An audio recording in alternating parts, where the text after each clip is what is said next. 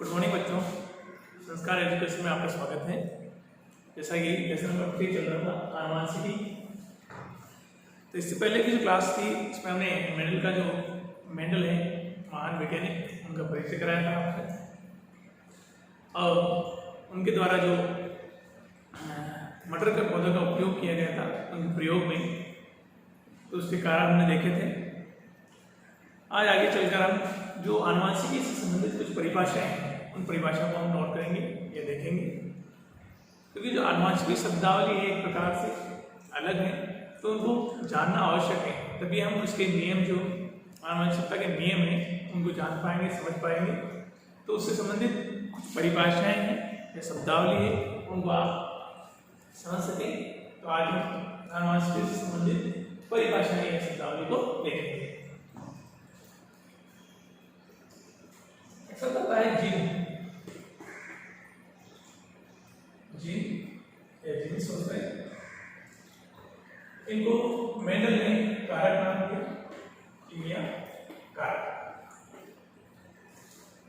अब जीन होते क्या है? जो कोशिका होती है, कोशिका के अंदर केंद्रक पाया जाता है, उस केंद्रक के अंदर गुणसूत्र होते हैं, क्रोमोसोम होते हैं। उन गुणसूत्रों के ऊपर बिंदुओं के रूप में जो संरचना होती है वो क्या कहलाते हैं? जीन्स कहलाते हैं। जीन जो होते हैं तो गुणसूत्र होते हैं, गुणसूत्रों पर प्रकार गुणसूत्र है मान लीजिए, और इसी के ऊपर रैखिक क्रम में बिंदुओं के रूप में जो संरचना होती है उन्हीं को हम क्या कह सकते हैं? जीन कहते हैं। और ये क्या है? गुणसूत्र, क्रोमोसोम या गुणसूत्र।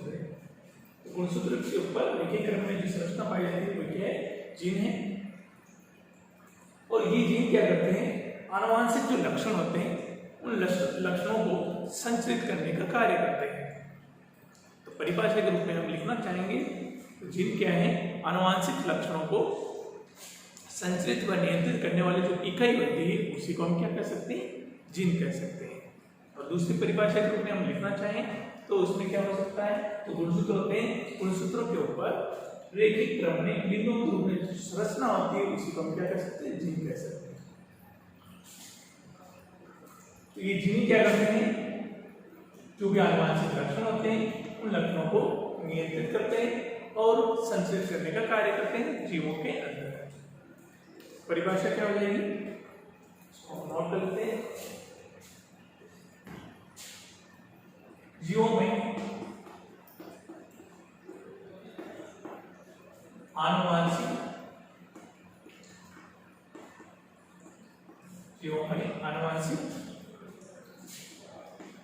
को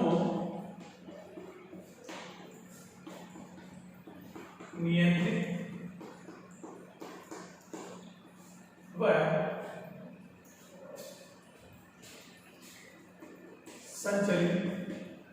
संचरित का मतलब क्या है? मतलब पहुंचाना, एक पीढ़ी से दूसरी ओर पीढ़ी में पहुंचाना संचरित होता है या संचरण हो सकता है। जीवों में आनुवांशिक लक्षणों को नियंत्रित व संचरित करने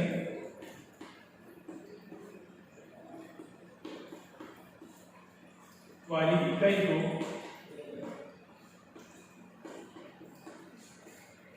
जीन कहते हैं।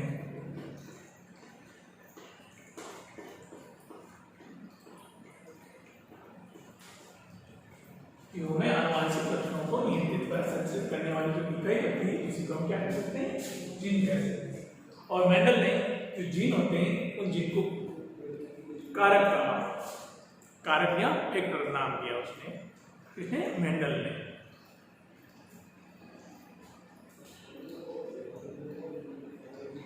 और परिभाषा है युग्म विकल्पी।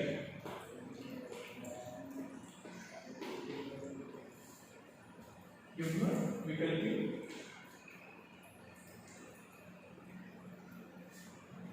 कोई भी जीव है, पादप है या जंतु है, पादप या जंतुओं में किसी एक ही लक्षण को प्रकट करने वाले जो विपरीत कारक हैं या विपर्यासित कारक हैं वही क्या कहलाते हैं? युग्म विकल्पी कहलाते हैं। कोसेट पादप है या जंतु है। जंतुओं में किसी एक ही लक्षण को प्रकट करने वाले जो बीजप्रियासी कारक होते हैं उन्हीं को हम क्या कर सकते हैं, युग्म विकल्पी कर सकते हैं। जैसे कि लंबा पौधा है तो लंबे पौधे के लिए शुद्ध लंबा पौधा है, उसके लिए कैपिटल टी से दर्शाते हैं उसको। शुद्ध बौना पौधा है तो उसके लिए स्मॉल टी और स्मॉल टी से दर्शाते हैं।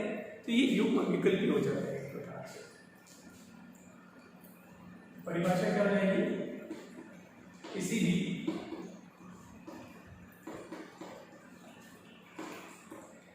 जीव के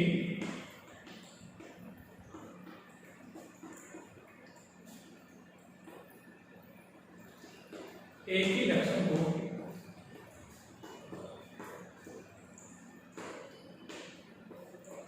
प्रकट करने वाले, किसी भी जीव के एक ही लक्षण को प्रकट करने वाले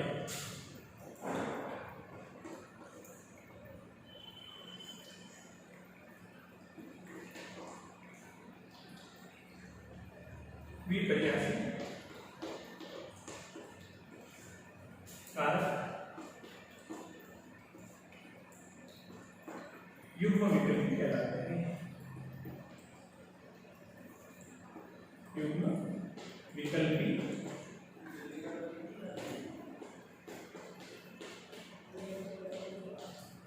कहलाते हैं। किसी भी जीव के एक ही लक्षण को प्रकट करने वाले बीजप्रियासी जो कारक होते हैं क्या कहलाते हैं, युग्म विकल्पी कहलाते हैं। जैसे कि हम दर्शाएंगे शुद्ध लंबा पौधा, शुद्ध लंबा पौधा है तो उसमें कैपिटल टी हो जाएगा। शुद्ध बौना पौधा है, बौना पौधा है तो उसके लिए स्मॉल टी। तो ये क्या है, युग्म विकल्पी एक प्रकार से युग्म विकल्पी। तो शुद्ध लंबे पौधे के लिए कैपिटल टी, शुद्ध बौने पौधे के लिए स्मॉल टी और स्मॉल टी से कैसा रहता है इनको।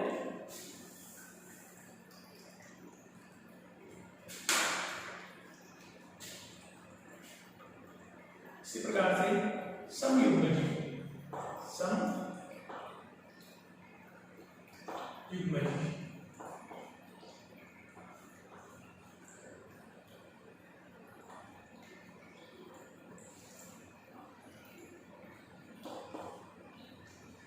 युग्म विकल्पी जो होते हैं दो प्रकार से, एक तो समयुग्मजीव, एक विषम युग्मजीव।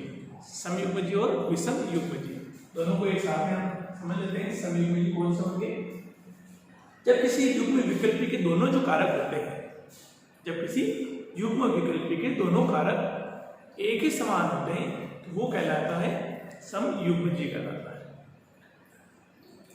जब किसी युग्म विकल्पी के दोनों जो कारक होते हैं वो क्या है, एक ही प्रकार के होते हैं, एक समान होते हैं तो वो कहलाता है समयुग्मजीव कहलाता है। और इसके विपरीत जब किसी युग्म विकल्पी के दोनों कारक जो होते हैं वो अलग अलग होते हैं, असमान होते हैं तो वो कहलाता है विषम युग्मजीव कहलाता है।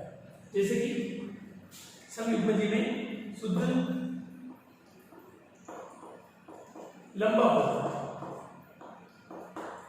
शुद्ध लंबा पौधा है तो शुद्ध लंबे पौधे के लिए जो युग्म विकल्पी होगी वो कैपिटल टी और कैपिटल टी से दर्शाया जाता है। यदि शुद्ध बौना पौधा है, शुद्ध बौना पौधा तो उसके लिए स्मॉल टी और स्मॉल टी। तो दोनों ही कारक क्या है, इसमें दोनों ही कारक क्या है, एक ही समान है तो ये समयुग्मजीव। ये भी क्या है, दोनों कारक इसमें भी एक समान है तो ये भी क्या है, समयुग्मजीव है। लेकिन इसके विपरीत मान लीजिए हमने दर्शाया अशुद्ध लंबा पौधा, अशुद्ध लंबा पौधा है उसको कैपिटल टी और स्मॉल टी के द्वारा दर्शाया जाता है। तो इसमें दोनों जो कारक हैं वो क्या है, अलग अलग है। इसमें कैपिटल टी और स्मॉल टी है तो ये क्या हो जाएगा, विषम युग्मजीव हो जाएगा। तो जब किसी युग्म विकल्पी के दोनों कारक जो होते हैं वो अलग अलग होते हैं तो वो तो क्या कहलाएगा, विषम युग्मी। और दोनों कारक एक समान होते हैं तो वो समयुग्मी। समझ में आया? चलो तो देखते हैं परिभाषा क्या हो जाएगी।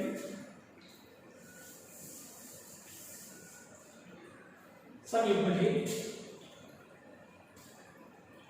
जब किसी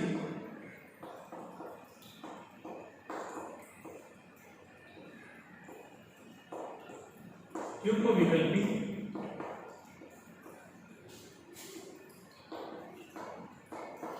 के दोनों कारक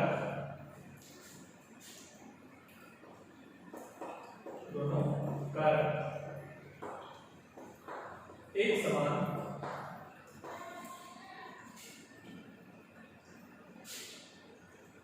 तो किसी युग्म विकल्पी के दोनों कारक एक समान होते हैं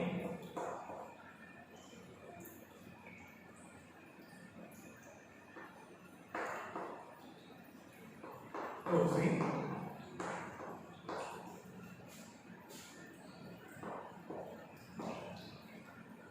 समयुग्मी कहते हैं।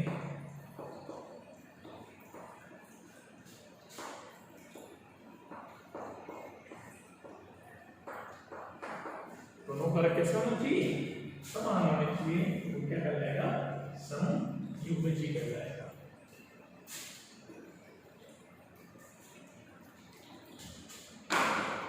जैसे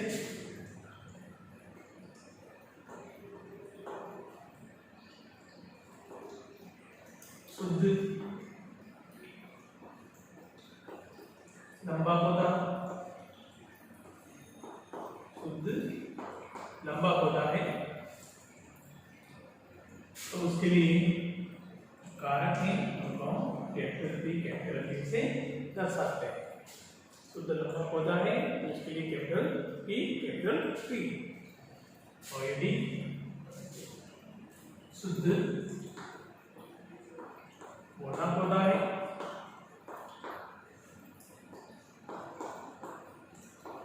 शुद्ध बौना पौधा स्मॉल टी और स्मॉल टी इससे दर्शाया है।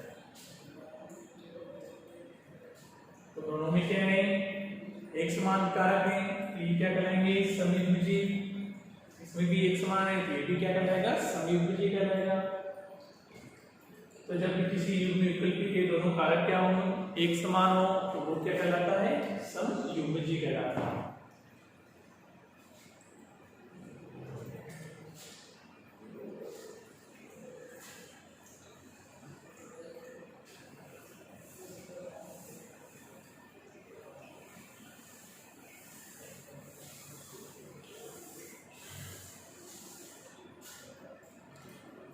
विषम युग्मी।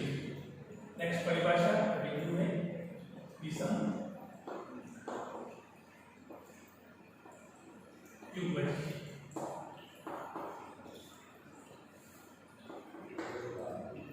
विषम युग्मी जब किसी युग्म विकल्पी के दोनों कारक जो होते हैं वो अलग अलग होते हैं, असमान होते हैं तो वो क्या कहलाएगा, विषम युग्मी। परिभाषा नोट करोगे, जब किसी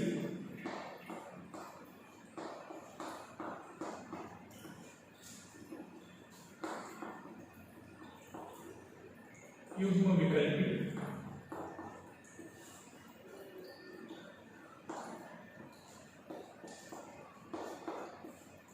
के दोनों कारक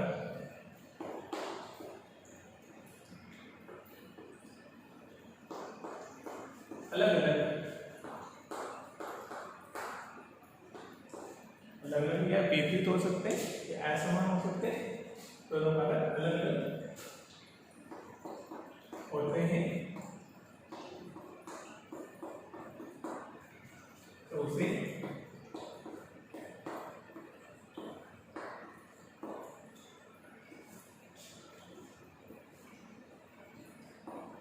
विषम युग्मी कहते हैं।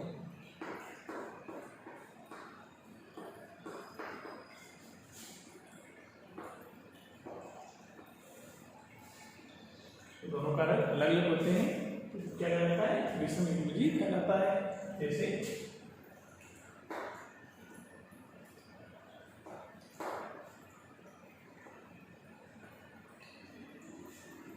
अशुद्ध लंबा पौधा है, अशुद्ध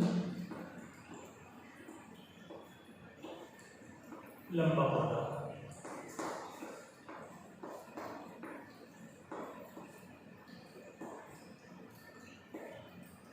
तो अशुद्ध लंबा जो पौधा है उसके लिए कैपिटल बी और स्मॉल टी से दर्शाया जाता है, कैपिटल बी और स्मॉल टी से। तो एक कारण तो इसमें शुद्ध का हो गया, एक अशुद्ध का हो गया, मतलब एक तो लंबे का हो गया, एक पौधे का हो गया। तो ये क्या है, अशुद्ध लंबा पौधा है, अशुद्ध लंबा पौधा है। तो उसके लिए जो दोनों कारक हैं वो क्या है, विपरीत हो गए और विपरीत हो गए। ये क्या कहलाएगा, विषम युग्मजी कहलाएगा। एक लंबे को दर्शा रहा है, एक पौधे को दर्शा रहा है, इसलिए इसको क्या करें हम, अशुद्ध लंबा पौधा है। लंबा क्यों कहला रहा है, क्योंकि प्रभावी जो लक्षण होते हैं अप्रभावी लक्षण को प्रकट नहीं होने देते हैं, इसलिए इसको हम लंबा लिख रहे हैं।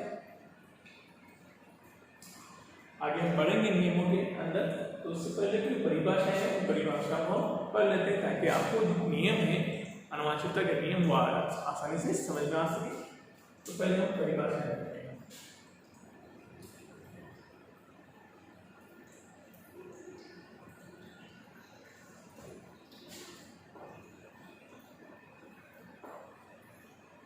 नेक्स्ट है निषेचन।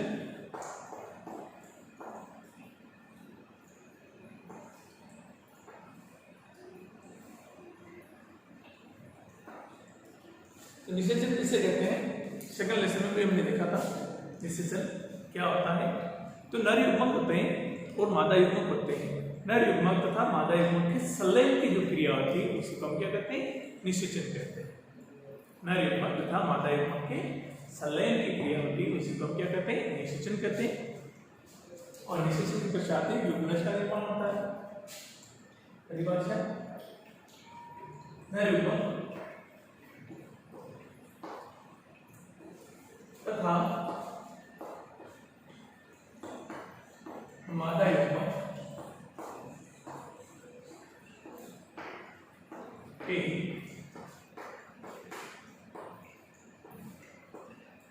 संलयन की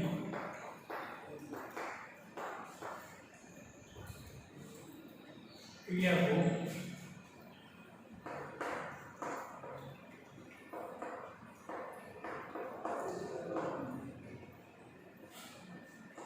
निषेचन कहते हैं, फर्टिलाइजेशन।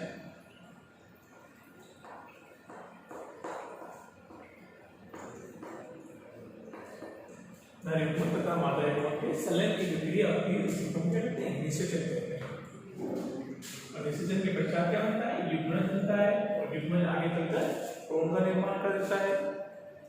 तो ये निषेचन की क्रिया है। फिर एक और परिभाषा हम देखते हैं, संकरण।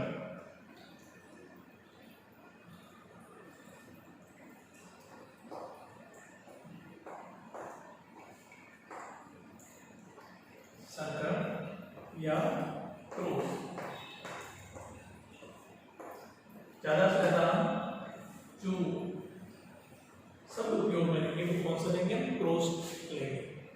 संकरण क्या होता है, तो जब दो पौधे होते हैं उन दो पौधों के मध्य या दो जीवों के मध्य, जरूरी नहीं पौधों के लिए, जंतुओं के लिए भी हो सकता है। हम पौधे की बात क्यों कर रहे हैं, क्योंकि मेंडल ने जो प्रयोग किए थे वो किस पे किए थे, मटर के पौधे पर किए थे, तो बार बार पौधा आएगा ना। तो संकरण किसे कह सकते हैं कि मतलब जब दो जीवों के मध्य निषेचन की क्रिया होती है, जब दो जीवों के मध्य निषेचन की क्रिया होती है, तो निषेचन की क्रिया जो हो रही है उसी को हम क्या कर सकते हैं, संकरण कर सकते हैं। जब दो पौधे हैं या दो जंतु हैं तो उनके बीच निषेचन की जो क्रिया होती है उसी को हम क्या कर सकते हैं, संकरण या क्रॉस कर सकते हैं।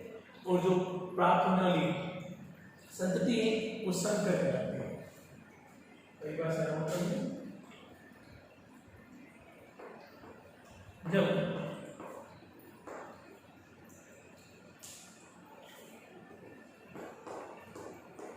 दो जीवों के मध्य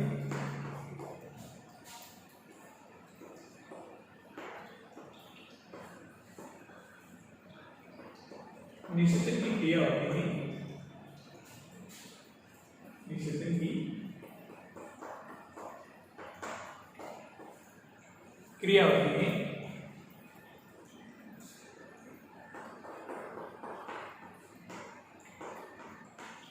तो इसे संकरण कहते हैं। तो इसे संकरण या क्रॉस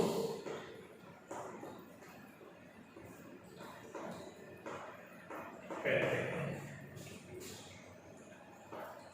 संकरण या क्रॉस कहते हैं। नेक्स्ट परिभाषा संकर।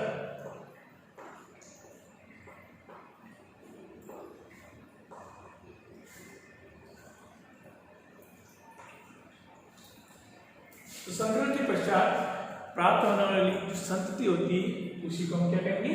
संकर कहेंगे। संकर के पश्चात प्राप्त होने वाली जो संतति होती है या जीव होते हैं वो क्या कहलाएंगे? संकर कहलाएंगे।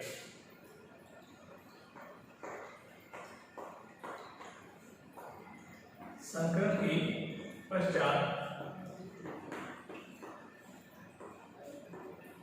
के पश्चात प्राप्त या उत्पन्न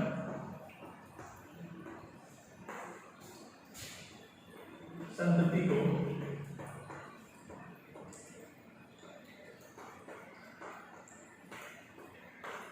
संकर कहते हैं।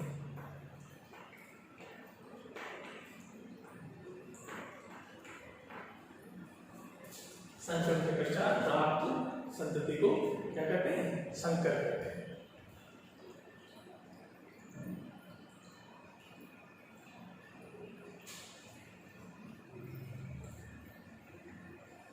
यहाँ पर आप नोट कर लें यहाँ तक।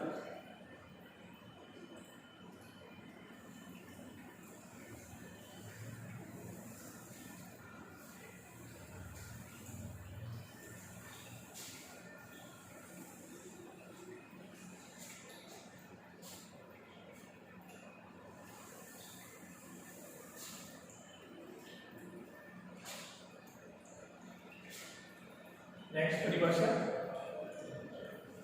जनक पीढ़ी। एक होती है जनक पीढ़ी होती है और एक होती है संतति। जनक पीढ़ी और संतति पीढ़ी वो क्या है एक तरह से समझ लें आप। जनक पीढ़ी का मतलब क्या होता है? जिन जीवों के मध्य संकरण की क्रिया की जा रही है वो पीढ़ी क्या कहलाएगी? संकर पीढ़ी कहलाएगी, तो जनक पीढ़ी कहलाएगी। सॉरी, जिन जीवों के मध्य क्रॉस किया जा रहा है या संकरण किया जा रहा है उन जीवों को हम क्या कर सकते हैं? एक प्रकार से जनक पीढ़ी कर सकते हैं। और जनक पीढ़ी के पश्चात जनक पीढ़ी में संकरण हो रहा है और संकरण के पश्चात जो प्राप्त होने वाली पीढ़ी होती है उसको हम क्या कहेंगे? जनक पीढ़ी, संतति पीढ़ी कहेंगे। संतान या संतति कहलाती है। दो, एक तो जनक पीढ़ी और एक संतति। जनक पीढ़ी किसे कहेंगे? जिन जीवों के मध्य संकरण किया जा रहा है वो है जनक पीढ़ी। और संकरण के पश्चात प्राप्त होने वाली जो पीढ़ी होती है इस प्रकार से या संतति होती है, संतति पीढ़ी कहलाती है।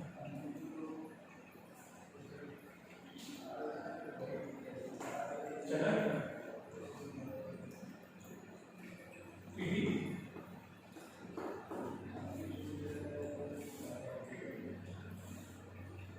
जनक पीढ़ी किसे कहेंगे? जिन जीवों के मध्य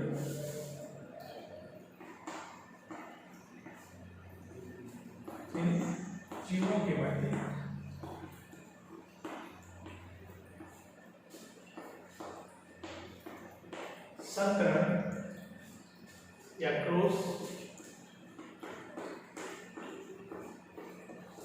किया जाता है। संकरण या क्रॉस किया जाता है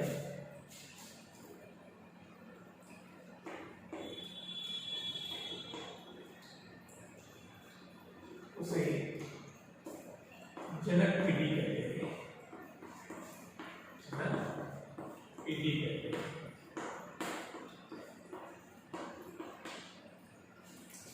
इन जीवों के मध्य संकरण या क्रॉस किया जाता है उसे हम क्या कर सकते हैं? जनक पीढ़ी कर सकते हैं। और संकरण के पश्चात प्राप्त होने वाली जो पीढ़ी होती है उसको हम क्या कह सकते हैं? संतति पीढ़ी कह सकते हैं। नेक्स्ट परिभाषा संतति पीढ़ी।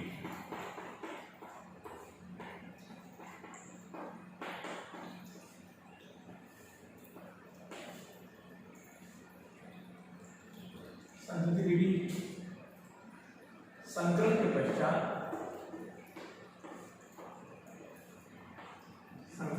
के पश्चात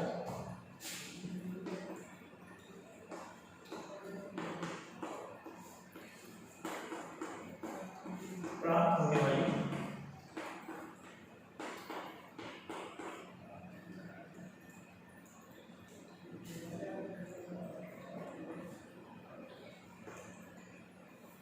वाली पीढ़ी या जीव में प्राप्त होने वाली पीढ़ी संतति पीढ़ी है।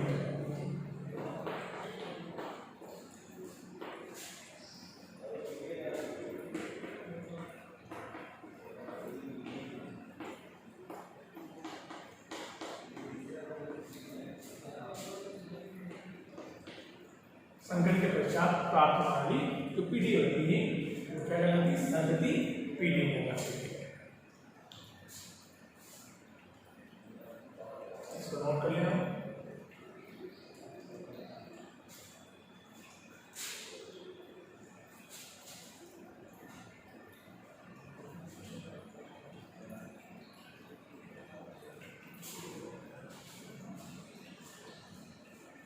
नेक्स्ट F1 पीढ़ी। F1 पीढ़ी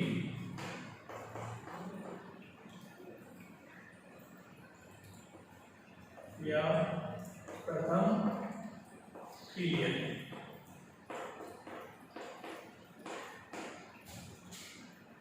प्रथम पीरियड देखिए जो F1 पीढ़ी है वो F2 पीढ़ी है, उसको आप अच्छे तरीके से समझे।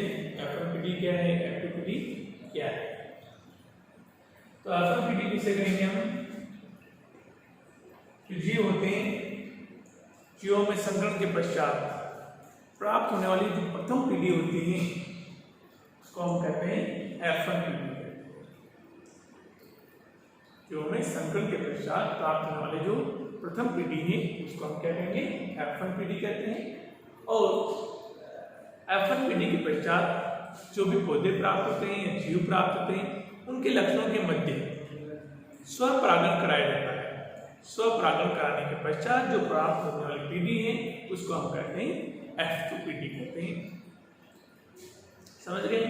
F1 पीढ़ी किसे कहते हैं? जो संकरण के पश्चात प्राप्त होने वाली प्रथम पीढ़ी जो होती है उसको हम कहते हैं F1 पीढ़ी कहते हैं। और F1 पीढ़ी जो है उनसे प्राप्त जो पौधे हैं या जंतु हैं उनमें जो लक्षण होते हैं उन लक्षणों के मध्य स्वपरागण कराया जाता है। और स्वपरागण कराने के पश्चात जो प्राप्त होने वाली पीढ़ी होती है उसको हम कहते हैं F2 पीढ़ी कहते हैं। F1 पीढ़ी संकरण के पश्चात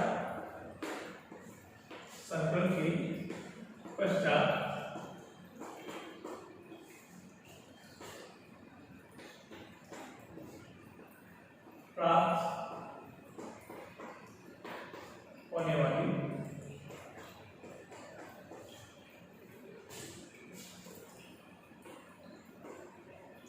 प्रथम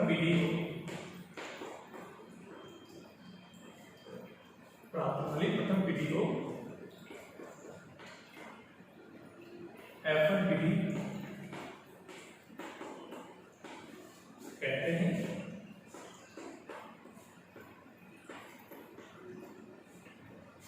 तो संकरण के पश्चात प्राप्त होने वाली प्रथम पीढ़ी को हम क्या कह सकते हैं? F1 पीढ़ी कह सकते हैं।